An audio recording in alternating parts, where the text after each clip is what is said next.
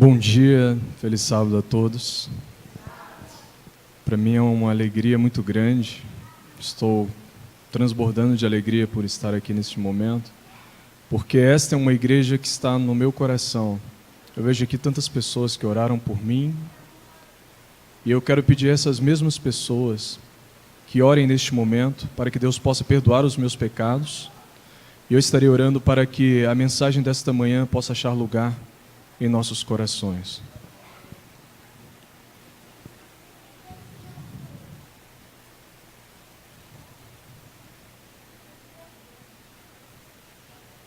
Amém. Uma jovem no interior de São Paulo, numa fazenda de laranjas, estava para completar 15 anos de idade. E como todo jovem, geralmente tem alguns conflitos com os pais, algumas divergências, por questão de opiniões, de ideias. E essa jovem não era diferente. E como ela estava próxima a completar 15 anos, ela resolveu colocar um piercing. E quando ela chegou em casa, o seu pai visualizou aquele piercing. Ele ficou muito chateado, muito magoado. Ficou até irado, confesso. E ele brigou muito com aquela jovem. E como a relação entre eles já estava desgastada, ela aproveitou que os pais tinham ido à cidade mais próxima para comprar alguns mantimentos que haviam faltado, juntou algumas peças de roupas, pouquíssimo de dinheiro que possuía, e viajou até São Paulo, a capital, saiu de casa. Quando seus pais chegaram, para sua surpresa, ela já não estava mais em casa. Aquela jovem tinha recursos apenas para 2 dias. Ela dormiu 2 dias num hostel. É um hotel barato, né, que se usa. E não teve mais recursos e começou a perambular pelas ruas de São Paulo. Até que um homem num carro muito chique, luxuoso, importado, parou ao lado dela e perguntou se ela estava precisando de alguma coisa, se ela estava precisando de ajuda, se ela estava precisando de uma carona. E ela contou a pequena história e aquele homem falou: "Eu vou te ajudar." E ele levou ela para uma parte hotel, deu para ela tudo que ela estava precisando, mas chegou um momento que ele resolveu cobrar tudo aquilo que ele havia concedido àquela jovem. E ele começou a fazê-la como escrava sexual, a vendê-la, na verdade. E passaram-se 2 anos, aquela jovem sendo vendida como escrava sexual, se prostituindo, até que ela contraiu o HIV. E após contrair o HIV, aquele homem não queria ela mais, não servia como um produto de venda mais, e jogou-a na rua novamente. Ela dormiu várias vezes na rua, e nos últimos momentos ela estava dormindo ali, alguns que conhecem a Avenida Paulista, no prédio do Banco Safra, a Avenida Paulista com Augusta. Ela dormiu várias vezes na marquise daquele prédio, muitas noites, até que uma das noites estava chovendo, ela veio à sua memória, ela lembrou do seu lar, ela lembrou da sua casa, dos pais que ela possuía ali, e lembrou da vida que ela estava levando naquele momento. Mas ainda assim ela não se encorajou em entrar em contato com os pais. Passou-se mais uma semana, até que ela decidiu, com muito sofrimento na rua, frio, em uma noite chuvosa, ela resolveu ligar para os pais. Os pais não estavam, então ela deixou uma mensagem na secretária eletrônica. Ela disse o seguinte: "Eu sei que fugi de casa, eu sei que foi errado, a minha situação é essa, tenho essa enfermidade, estou nessas condições. Se vocês puderem me receber, eu estarei num ônibus, tal dia, tal hora, rumando para Curitiba. Se vocês estiverem na estação da parada do ônibus, que era no interior de São Paulo, rumo a Curitiba, eu saberei que vocês me querem receber de volta. Se vocês não estiverem, eu continuarei minha viagem rumo a Curitiba." Então aquela jovem ficou ansiosa, porque ela não sabia o que ela encontraria, se seus pais a perdoariam, se eles o receberiam novamente, até que ela entrou dentro do ônibus e seguiu viagem. E para sua surpresa, quando ela Chegou na parada onde seus pais residiam, naquela cidade, onde possuíam uma fazenda. Tinha uma grande faixa com o seu nome, dizendo: filha, bem-vindo ao lar. Me desculpe que às vezes eu vou me emocionar porque essa igreja é o meu lar, então tudo começou aqui. E é bem sugestivo para mim também, esse tema. Resumindo a história, aquela jovem foi recebida não só pelos seus pais, por todos os seus amigos, seus parentes, pelos seus familiares. Os seus pais levaram de volta para casa e cuidaram dela, deram para ela tudo o que ela precisava: roupa, comida, amor, carinho. E na passagem de Lucas, capítulo 15, a partir do versículo 11, nós vemos também uma história muito semelhante a essa.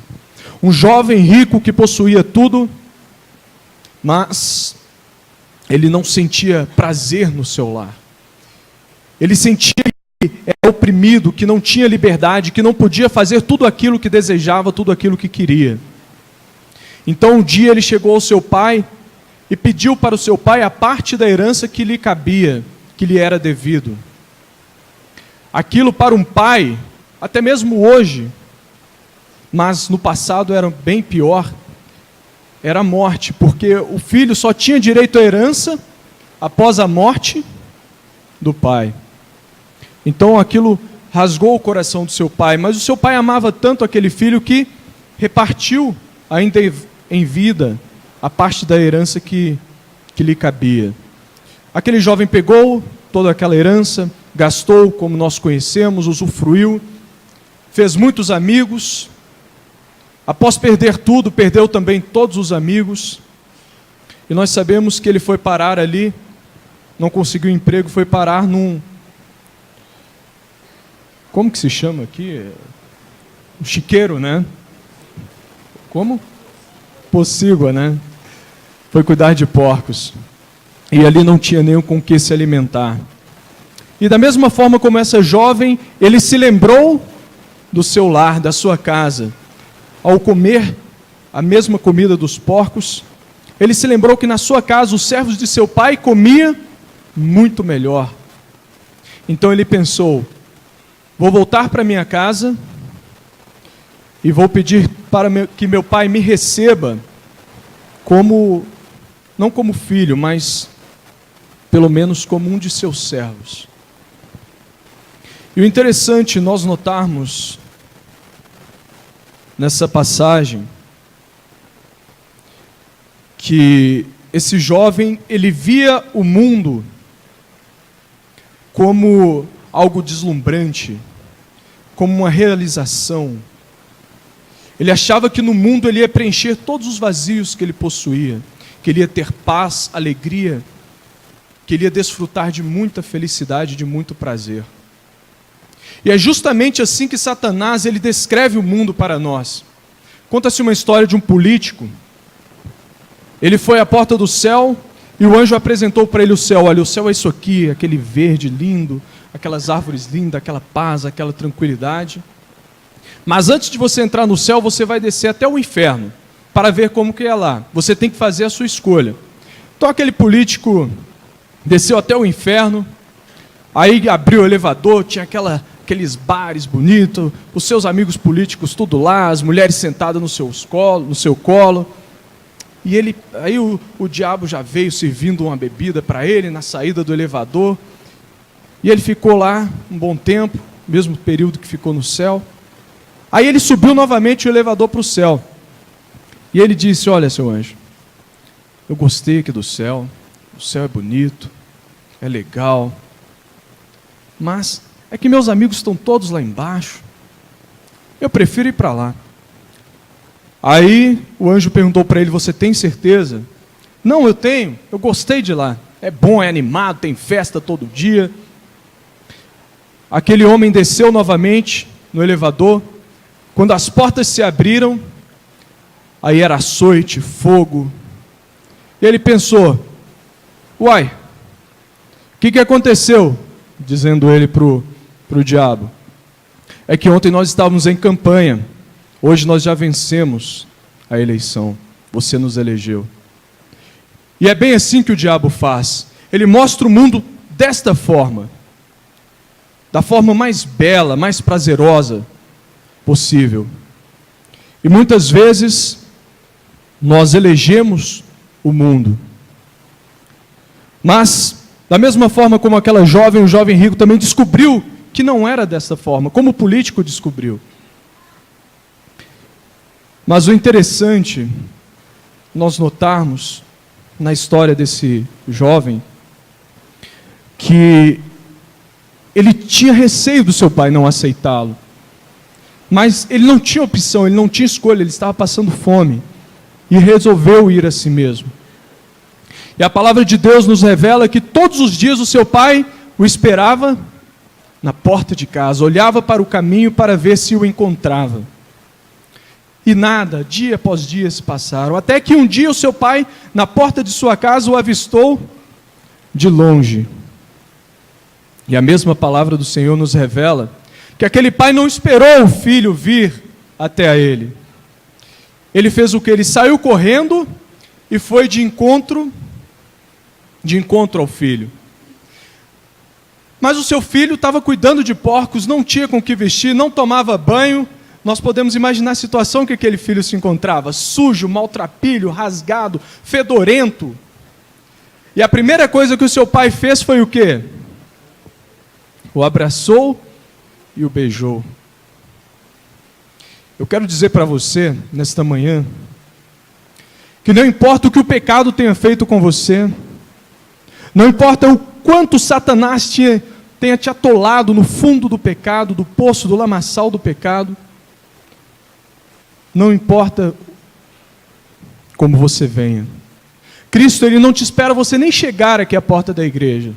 Ele sai correndo na esquina para te abraçar. Você pode vir de calça, você pode vir de batom, você pode vir de brinco, você pode vir porque sua mãe quer que você venha, não importa qual o motivo, o que está motivando você a vir à igreja. O que motivou aquele jovem foi a fome, foi a situação, a escassez de tudo que ele se encontrava. Mas ele veio, e para o seu pai não importou qual o motivo dele estar voltando para casa. O seu pai simplesmente o abraçou. E Cristo, Ele também nos abraça, Ele nos beija, Ele nos recebe. E a palavra do Senhor também nos revela que quando esse filho voltou para casa, o seu pai automaticamente chamou os seus servos e mandou que preparasse uma festa para ele. Quando um filho volta ao lar, a palavra do Senhor também nos revela que a festa onde? A festa dos céus. Mas eu gostaria de chamar a atenção dos irmãos para uma outra situação. Quando o seu irmão voltou do trabalho, ele encontrou aquela festança toda. E ele perguntou para os servos de seu pai: o que está acontecendo? E os servos lhe disseram: olha, o seu irmão voltou para casa e o seu pai está dando uma festa por ele ter voltado. E aquele homem imediatamente entrou em casa, chamou seu pai e indagou: olha, eu sempre fui fiel ao Senhor, nunca lhe pedi nada, mas o Senhor nunca matou sequer um novilho para o festejar com os meus amigos. E aquele homem, ele não conseguiu aceitar o que? O retorno do seu irmão. Ele não estava disposto, ele não tinha disposição para perdoar. A festa que o seu pai deu para o seu irmão o estava incomodando. No versículo 30, a passagem diz o seguinte: há tantos anos que te sirvo, e jamais transgredi uma ordem tua, e nunca me deste um cabrito sequer para alegrar-me com os meus amigos. Vindo, porém, este teu filho, podemos notar aqui que aquele jovem, ele falou o teu filho. Ele não mencionou vindo o meu irmão. Ele disse, vindo o teu filho que desperdiçou os teus bens com as meretrizes, tu mandaste matar para ele um novilho cevado. Então lhe respondeu o pai, verso 31. Meu filho, tu sempre estás comigo, tudo que é meu é teu. Entretanto, eu preciso que nos regozijemos e nos alegremos, porque esse teu irmão, agora o pai o responde. Primeiro o jovem havia falado, teu filho. Agora o pai o responde, esse teu irmão estava morto e reviveu. Estava perdido e foi achado. Esses dias eu estava lendo uma história de uma jovem. Ela foi convidada para cantar e pregar numa igreja. Mas no caminho foi desviada a sua mala no aeroporto, ela perdeu a sua mala e, como ela era alta, não tinha ninguém que pudesse emprestar uma roupa para ela. Então ela falou, olha, eu não vou ministrar porque eu não tenho roupa adequada, e a sua calça jeans era até rasgada. Eu não tenho roupa adequada para palestrar, para fazer esse sermão, e nem para cantar. Então o pastor disse, não, você pode pregar. Foi algo que você não estava contando, pode pregar, pode falar. E havia um casal de jovens que ele vinha para a igreja, mas a sua esposa ficava no carro. Ela nunca havia entrado na igreja, porque ela tinha vergonha de vir à igreja de calça. E aquele dia, ela estava no carro, aguardando o seu marido. E ela viu essa jovem entrando na igreja com uma calça ainda por cima rasgada. E ela se sentiu à vontade, mais confortável.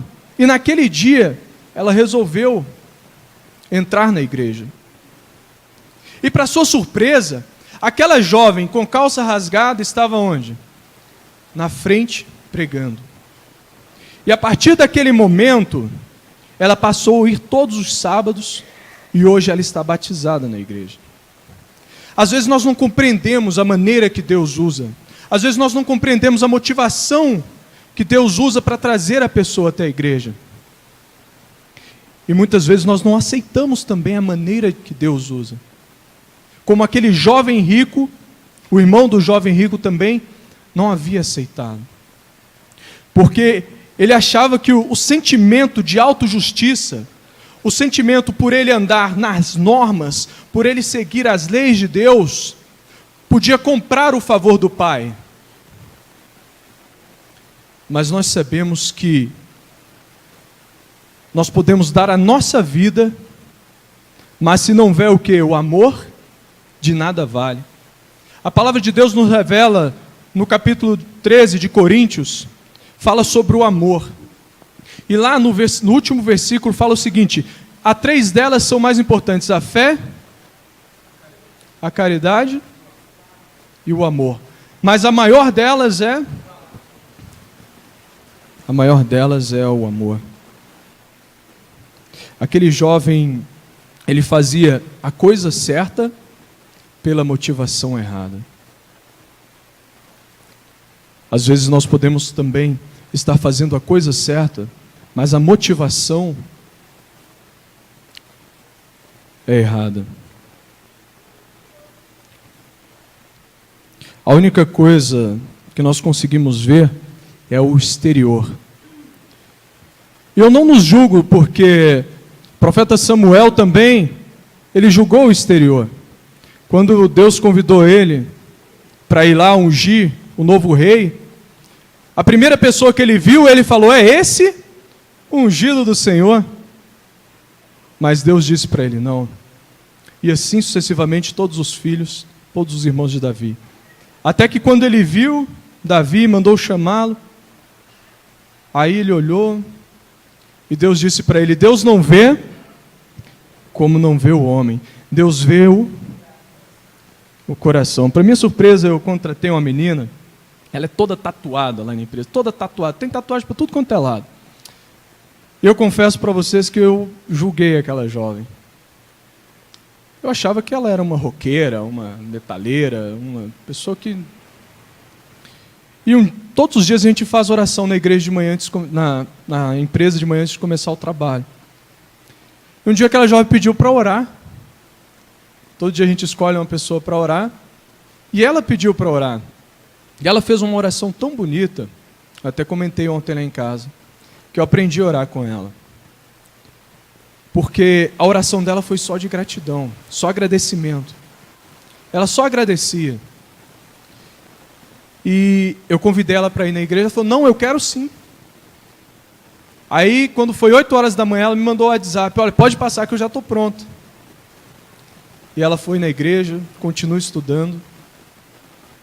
Então, é do ser humano julgar. Essa é a nossa natureza. Infelizmente, como diz Davi, nós nascemos em pecado.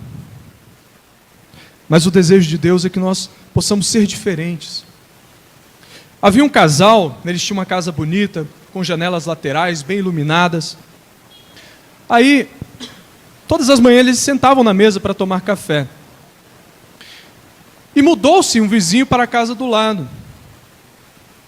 E a mulher falou, poxa, que bom que mudou esse vizinho. Aí o vizinho mudou, preparou as coisas e lavou as roupas e estendeu no varal que dava de frente para a janela, onde ficava a mesa que eles tomavam café da manhã. Aí aquela mulher começou a reparar e falou assim, olha só, essa vizinha aí, que coisa, não sabe nem lavar roupa, olha que roupa suja, toda estendida e acabou de lavar, a roupa toda suja. E na semana seguinte, de novo, a vizinha com a roupa suja, no varal, aquela roupa encardida, meio amarelada, e aquela mulher sempre comentava com seu marido. Aí um dia ela sentou na mesa do café da manhã, e para sua surpresa ela olhou, e as roupas estavam brancas, clarinhas, aquele amarelado havia sumido, aquela roupa encardida havia desaparecido. Ela falou, você viu, meu bem? Ela aprendeu a lavar roupa, eu estava quase indo ensinar ela, mas ela aprendeu a lavar roupa. E o marido dela disse o seguinte, não, meu amor, é que eu levantei mais cedo hoje e limpei as janelas da nossa casa. Nós vemos a vida por perspectivas de janelas. Muitas vezes nós estamos olhando para a janela e enxergando uma sujeira nos outros, que está do outro lado. Mas a sujeira estava onde? Nós precisamos pensar sobre isso. Nós precisamos analisar seriamente essa questão. João, gostaria que os irmãos acompanhassem. 1 João capítulo 2, versículo 11. João 2.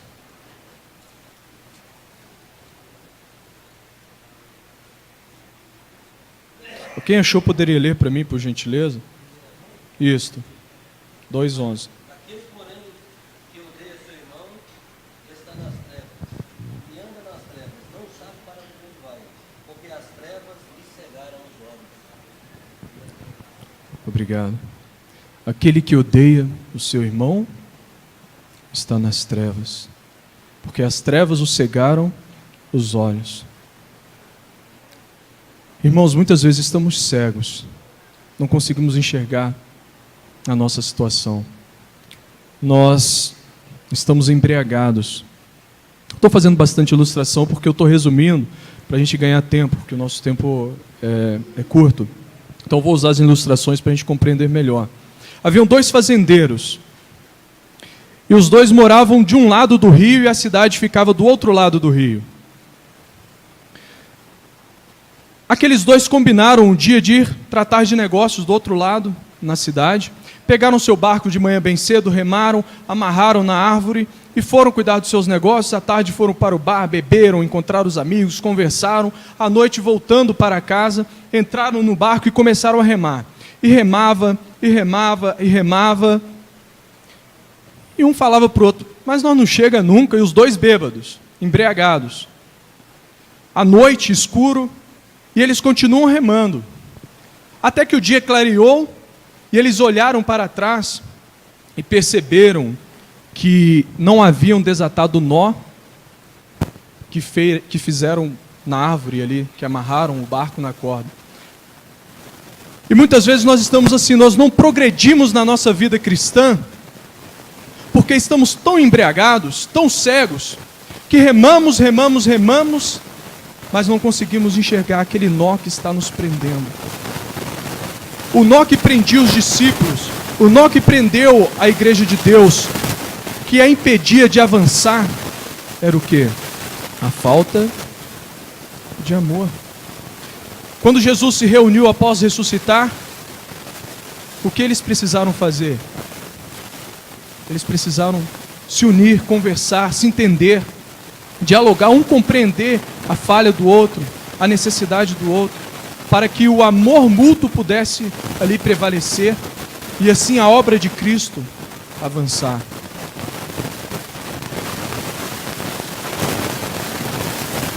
Aqui nós vemos nessa parábola do filho pródigo 3 aspectos.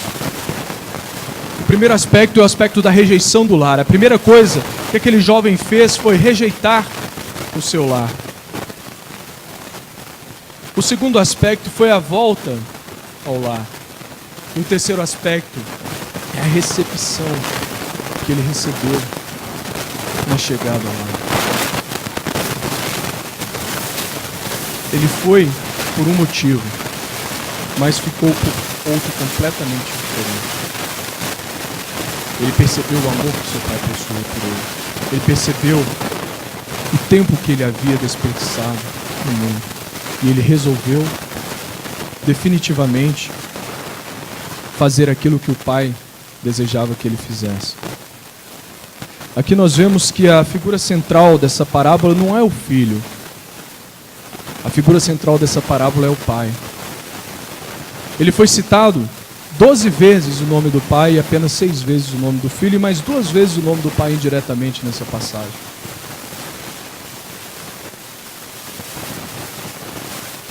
E eu li uma matéria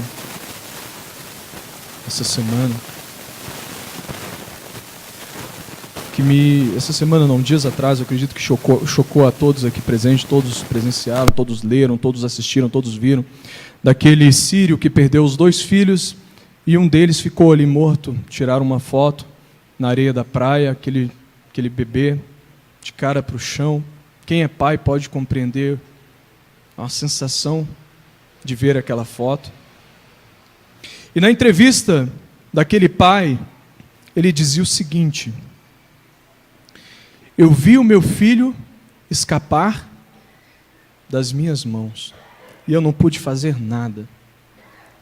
Eu acredito que aquele pai usou todas as forças possíveis que ele tinha para segurar aqueles 2 filhos, mas aqueles filhos escaparam de suas mãos. Fazendo uma analogia para nós, muitas vezes nós, pais, estamos vendo os nossos filhos escaparem de nossas mãos. Mas o que nós estamos fazendo?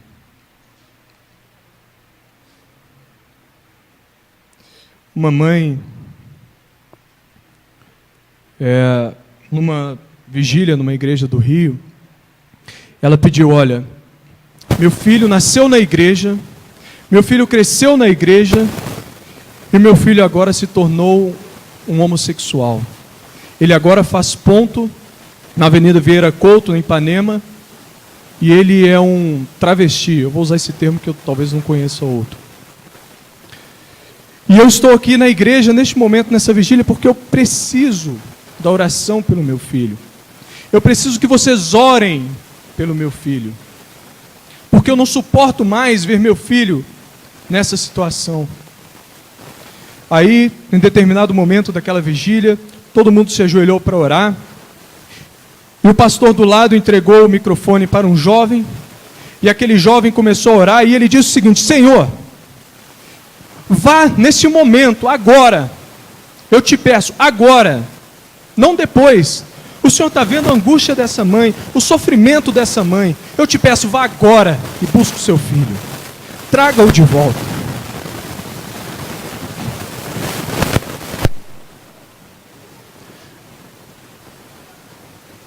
Passado algumas horas daquela vigília, já de madrugada, aquele jovem chegou na igreja, ainda vestido de mulher.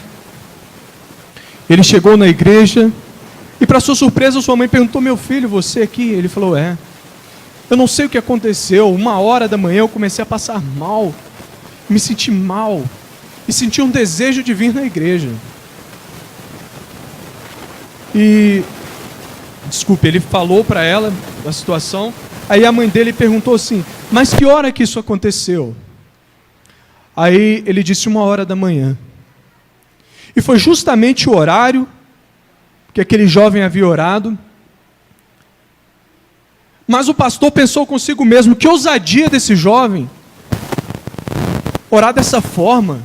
Olha, eu ordeno, eu peço que o senhor vá agora, que busque agora, que traga agora. Olha o sofrimento dessa mãe. E aquele pastor, após ver o jovem entrando na igreja, ele compreendeu que nós precisamos orar desta forma. Eu me lembro uma vez, eu estava numa balada, não tenho orgulho nenhum disso, e encontrei com uma filha de uma irmã da igreja, ela até não se encontra neste momento. E ela me disse o seguinte: olha, na quinta-feira, eu estava na casa da minha tia, e a sua mãe estava chorando lá na reunião de oração das irmãs, pedindo oração por você. Aí, quando ela me disse aquilo, me deu uma coisa tão ruim na hora, e eu saí daquele lugar e fui para casa. O que eu quero dizer com isso? Às vezes você pode estar aqui na igreja neste momento pensando o seguinte: meu filho já tem 18 anos, ele é maior de idade, eu não tenho mais o que fazer por ele. O que eu pude fazer por ele, eu fiz. Engano seu. A palavra de Deus nos revela que na oração há o quê? Há poder. E em Isaías, o profeta nos revela que os ouvidos do Senhor não estão tapados, para que não possa ouvir a sua prece, e os seus olhos também não estão fechados. Deus está pronto a ouvir a súplica de uma mãe, a súplica de um pai, pelo seu filho. E você, jovem, você visita, nada pode te separar do amor de Deus. Às vezes Satanás coloca na sua mente o seguinte: eu peco demais, eu sou pecador demais, eu não sou digno nem de orar. Quantas vezes eu cheguei na minha casa, de determinadas situações, e eu pensei assim: se eu orar agora, Deus vai me fulminar. E é isso que Deus coloca na nossa mente, jovens. Satanás, me perdoe. Isso que Satanás coloca na nossa mente. E eu quero dizer para você o seguinte: nada que você faça. Tem esse texto na sua mente: olha, nem a morte, nem a vida, nem os anjos, nem potestade, nada pode te separar do amor de Deus. Amém?